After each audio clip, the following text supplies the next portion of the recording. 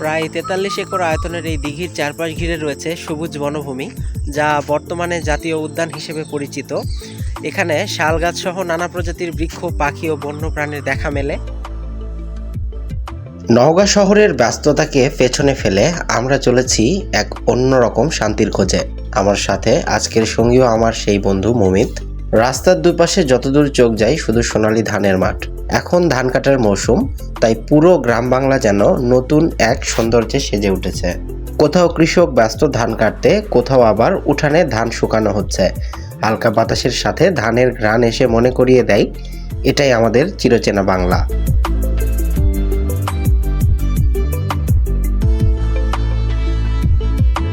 গ্রামের মধ্যকারী ছোট রাস্তা ধরে এগিয়ে যেতে যেতে দেখা মিলছে খেজুর গাছ, তাল গাছ, বাঁশঝাড় সহ বিভিন্ন প্রজাতির গাছ। আর দূরের সবুজ ও সোনালী প্রকৃতির মাঝে মাঝে চার্জার গাড়ি, ভ্যান গাড়ি ও মানুষের কাঁধে ভারে করে ভর্তি ধান নিয়ে কৃষকেরা ফিরছেন বাড়ির পথে। এই দৃশ্যগুলো যেন শুধু চোখে নয়, মনেও এক ধরনের শান্তি এনে দেয়। আমাদের আজকের গন্তব্য কোথায় তা তো আপনারা ভিডিওর শুরুতেই বুঝতেই পেরেছেন। আমাদের বৃহত্তম জেলা নওগাঁ জেলার অন্যতম সুন্দর একটি প্রাকৃতিক স্থান আলতাদিঘি জাতীয় উদ্যানে। বাংলাদেশের উত্তরাঞ্চল অবস্থিত এই আলতাদিঘি জাতীয় উদ্যান প্রকৃতিপ্রেমীদের জন্য এক অসাধারণ জায়গা। নওগাঁ জেলার ধামুরহাট উপজেলায় অবস্থিত এই বনভূমির উদ্যানটি ভারতের সীমান্ত ঘেঁষে তৈরি হয়েছে। চারিদিকে ঘন সবুজ গাছপালা আর নিরিবিলি পরিবেশ এই জায়গাটিকে করেছে একদম আলাদা। আর এই হচ্ছে আলতাদিঘি প্রবেশের গেট, যা এখনো নির্মাণাধীন, এখনো পুরোপুরি হয়তো কমপ্লিট হয় নাই। আর এই রাস্তা ধরেই সামনে এগোতে থাকবেন, যতদূর যাবেন শুধু রাস্তার দুপাশে আপনার চোখে ঠিক এমন এক দৃশ্য পড়তে থাকবে। শহরের কোলাহল থেকে দূরে এসে এখানে দাঁড়ালে মনে হয় প্রকৃতি যেন নিজ হাতে সবকিছু সাজিয়ে রেখেছে। আমাদের নওগাঁ জেলা থেকে এই আলতাদিঘির দূরত্ব মোটামুটি ৬০ থেকে ৬২ কিলোমিটারের মধ্যে। বাসে চড়ে বা অন্যান্য গাড়িতে বা অন্য কোনো বাহনে চড়ে আসতে গেলে আপনাদের বিভিন্ন ঝক্কি ঝামেলা পোহাতে হবে, অর্থাৎ কয়েকটি পরিবহন আপনাদের পার করতে হবে। তবে আমি আপনাদের বলবো, এই বনভূমিতে আসা বা ঘোরার জন্য অবশ্যই নিজস্ব কোনো বাহন থাকলে ভালো হয়। এতে ঘুরেও শান্তি পাবেন এবং ভালো লাগবে। আলতাদিঘির সবচেয়ে আকর্ষণীয় বিষয় হলো এর গভীর বনাঞ্চল। এখানে রয়েছে অসংখ্য প্রাচীন গাছ, যেগুলোর মধ্যকার অনেকগুলোর বয়স কয়েকশো বছর বলেও ধারণা করা হয়। বনের ভেতরের রাস্তা দিয়ে হাঁটলে চারপাশে শুধু পাখির ডাক আর পাতার শব্দ শোনা যায়। পুরো পরিবেশটা এতটাই শান্ত যে মনে হবে আপনি শহর থেকে বহু দূরে অন্য এক জগতে চলে এসেছেন। আমার কাছে তো একদম খাগড়াছড়ি পাহাড় এলাকার মতো মনে হচ্ছে। এখানে রয়েছে বিভিন্ন প্রজাতির গাছ, শাল, গর্জন, জাম সহ বিভিন্ন ধরনের গাছ দেখা যায় এখানে। আসসালামু আলাইকুম ভিউয়ার্স, এখন আমি আছি আমাদের নওগাঁ জেলার ধামুরহাট উপজেলার অবস্থিত এই দৃষ্টিনন্দন স্থানটি, যা আমাদের ইতিহাস, প্রকৃতি আর রহস্য সব কিছুর এক অপূর্ব মিশ্রণ রয়েছে এখানে। এখানকার ছোট্ট একটি ইতিহাস আপনাদের সাথে বা ঘটনা শেয়ার করি। তা হলো, কথিত আছে এক বৃদ্ধা নারী আলতা বিবি মানুষের পানির কষ্ট দূর করার জন্য এই স্থানটিতে আসলে মানে একটি বিশাল দিঘি খনন করেন। তার নাম থেকেই জায়গাটির নাম হয় আলতা বা আলতাদিঘি। প্রায় ৪৩ একর আয়তনের এই দিঘির চারপাশ ঘিরে রয়েছে সবুজ বনভূমি, যা বর্তমানে জাতীয় উদ্যান হিসেবে পরিচিত। এখানে শাল গাছ সহ নানা প্রজাতির বৃক্ষ, পাখি ও বন্যপ্রাণীর দেখা মেলে। শীতকালেও বিভিন্ন প্রজাতির পশু পাখি এখানে দেখা যায়। এছাড়াও আরও একটি মজার বিষয় আপনাদের শেয়ার করি। এই দিঘির এক পাশ, অর্থাৎ পূর্ব সাইড সেটা রয়েছে আমাদের বাংলাদেশের অংশে, আর যেটা পশ্চিম সাইডে, বর্তমানে আমি এখন পশ্চিম সাইডেই রয়েছি, তবে আরও কিছুটা অপোজিট বা আরেকটু সরিয়ে গেলে সেটা পড়বে ভারতের অংশে, আর সেটা খুবই সীমান্তের কাছাকাছি। ফলে প্রাকৃতিক সৌন্দর্যের পাশাপাশি এখানে রয়েছে সীমান্ত এলাকার এক ভিন্ন অনুভূতি। বর্ষাকালে জায়গাটি আরও বেশি সবুজ আর প্রাণবন্তর হয়ে উঠেছে, কেননা এই সময় বৃষ্টিপাত হচ্ছে, যার কারণে গাছের উপরের যে ময়লা আবরণগুলো থাকে পাতায়, তা কিন্তু একদম ধুয়ে মুছে সবুজ হয়ে গেছে। নওগাঁ জেলার ধামুরহাট উপজেলায় অবস্থিত এই জাতীয় উদ্যানটি আলতাদিঘি। এই দিঘিকে কেন্দ্র করে সুবিশাল বনভূমি, শালবন এবং বিভিন্ন প্রজাতির উদ্ভিদে পরিপূর্ণ এই বনাঞ্চল গড়ে উঠেছে। আমার পেছনে এখন দেখতে পাচ্ছেন উইপোকার ঢিপি। এটা এখন যদিও গতকাল রাতেই বৃষ্টি হয়েছে, যার কারণে অনেকটা ছোট হয়ে গেছে, কিন্তু এছাড়া এটার হাইট আরও অনেক বেশি হয়ে থাকে।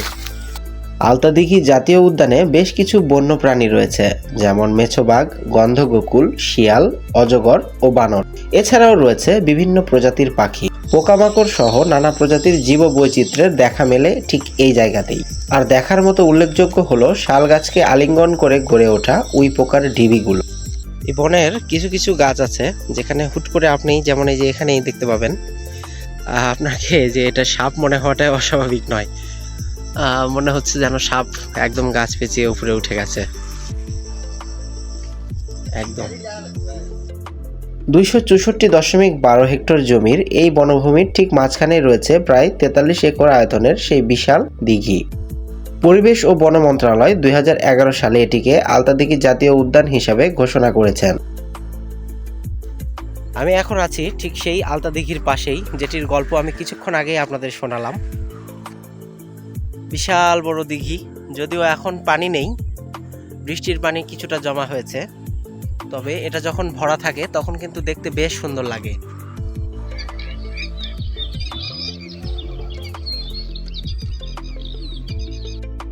এছাড়াও জাতীয় উদ্যানের পাশের 17.34 হেক্টর বনভূমিকে 2016 সালে বাংলাদেশের বন অধিদপ্তর বিশেষ জীববৈচিত্র্য সংরক্ষণ এলাকা ঘোষণা করে।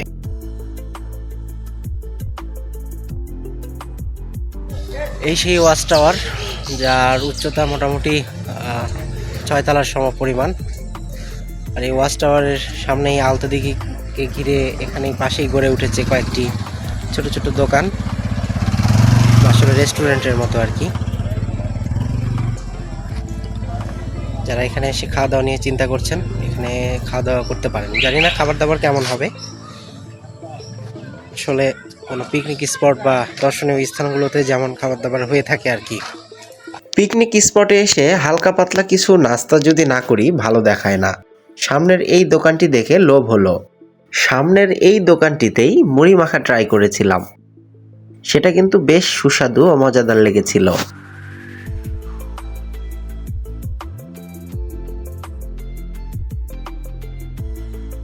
দিঘির সৌন্দর্য উপভোগ করার জন্য ওয়াচ টাওয়ারে উঠতে অবশ্যই ভুলবেন না। চারপাশের বন্য প্রকৃতি অবশ্যই উপভোগ করার জন্য ওয়াচ টাওয়ারে একটু কষ্ট হলেও উঠতেই হবে। দিঘির চারপাশের পরিবেশ এতটাই সুন্দর যে এখানে বসে ঘন্টার পর ঘন্টা কাটিয়ে দেওয়া যায়। হালকা বাতাস মনকে অন্যরকম প্রশান্তি দেয়। এখান থেকে আশেপাশের পরিবেশ দেখতে এতটাই সুন্দর লাগে যা আসলে বলে বোঝানো সম্ভব নয়। খুব কম সময়ে হয়তো এরকম দৃশ্য অনুভব করতে পারবেন।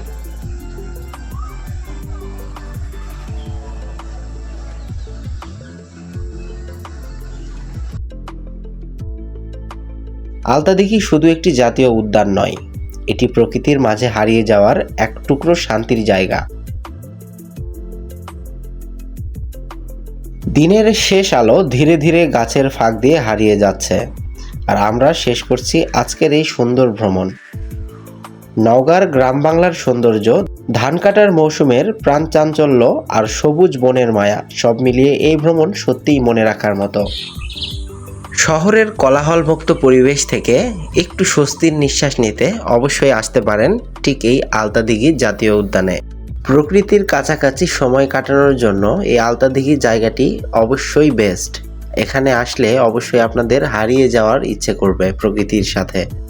ভিডিওটি ভালো লাগলে অবশ্যই লাইক, কমেন্ট এবং শেয়ার করতে ভুলবেন না। আবার দেখা হবে নতুন কোনো ভ্রমণ গল্পে। আল্লাহ হাফেজ, আসসালামু আলাইকুম।